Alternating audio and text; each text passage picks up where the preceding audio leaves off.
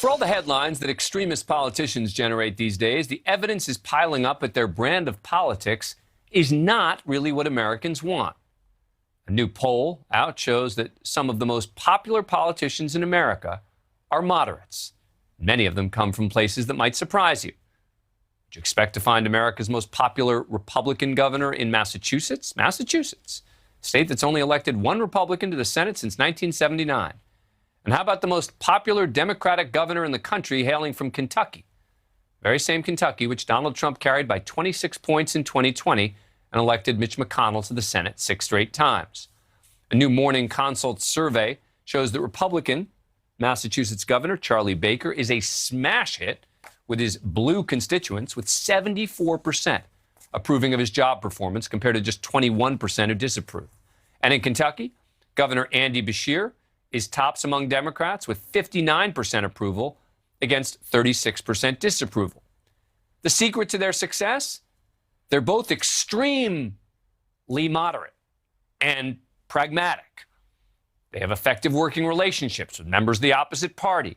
They govern in a bipartisan fashion. They actually get things done. Who knew that could be so popular? And they're not alone. The top 10 overall on the most popular governors list is a clean sweep for Republicans. Most of them, like Charlie Baker, are pretty moderate. Look at the top 3. After Baker, you have Phil Scott of Vermont, Larry Hogan of Maryland, all blue state Republicans, all with approval ratings in the 70s. Next, you have converted Democrat Jim Justice in West Virginia, New Hampshire's Chris Sununu, and Asa Hutchinson of Arkansas, tied for 5th. All of them are moderates. They're more middle-of-the-road top dogs, rounding out the top 10, including Utah Governor Spencer Cox and Ohio Governor Mike DeWine, who scored a commanding victory in his state's Republican primary earlier this week. No small feat for a never-Trumper in 2022. But for all their effectiveness and popularity, you don't hear a lot about these people on the major cable news networks.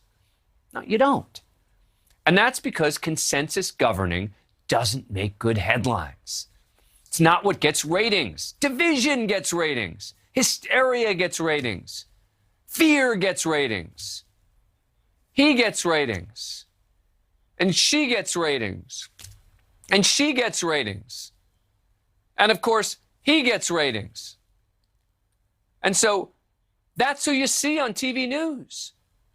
The media doesn't want to show you the people who are trying to bring us together, like those popular Republicans in blue states or the popular Democrats in red states. They want to show you the people who are trying to tear us apart. But those effective leaders who build bridges and try to heal the divides between us, they're out there. It's time we started talking about them more. Joining us now is Matt Jones. He's an attorney and radio host in Kentucky. He is the author of the New York Times bestseller, Mitch Please, in which he chronicled the process of exploring a Senate run against Mitch McConnell in 2020. Matt, thanks so much for coming on the show. Appreciate it. So, Matt, you are a moderate Democrat who is popular in Kentucky. Your governor, Andy Beshear, has had unlikely success as a moderate Democrat in Kentucky. How has he done it? I think if you're going to have any success in a state where the majority of the constituency is not your party, you have to have spent your life kind of getting to know these people and understanding what makes them tick. I'm sure if you're Charlie Baker in Massachusetts, you've spent your whole life around liberals, and you understand how to talk to them in a way that they will not think is demeaning, et cetera. In Kentucky, if you talk to the average Kentuckian, like most Democrats do, they will think that you are better than them. They will think that you have an elitist view of them, and they're not going to consider you at all. Andy Beshear, his dad was governor. He's been around the state. He's from a small town. So am I. And I think that helps. I think one of the reasons all these moderates are popular is that they are popular in states where the majority party is not theirs, because in order to succeed in that environment, you have learned how to communicate with those that are different. And most people in Washington never have to do that. Why do you think we don't hear about these successful, politically moderate governors on cable news? Well, you hit the reason. They're not exciting. I mean, I love Andy Beshear. I think he's a great guy. He's also extremely boring. Like, if you met him, you would sit there and you'd try not to fall asleep while he was talking. But that actually makes him effective. They need the Marjorie Taylor Greens because that's outrage. Outrage is what sells. Fox News is an outrage manufacturer every night. MSNBC, I think, is less so, but does it somewhat. Outrage is what gets ratings, like you said. But effective governance is actually not all that sexy, and it's not all that exciting, but it gets you elected. And especially for the Democrats, I think they should look at Andy Beshear and Joe Manchin in West Virginia. I know people hate him in the party, but no other Democrat's going to get elected in West Virginia but him, and see why it happens and use it as a lesson.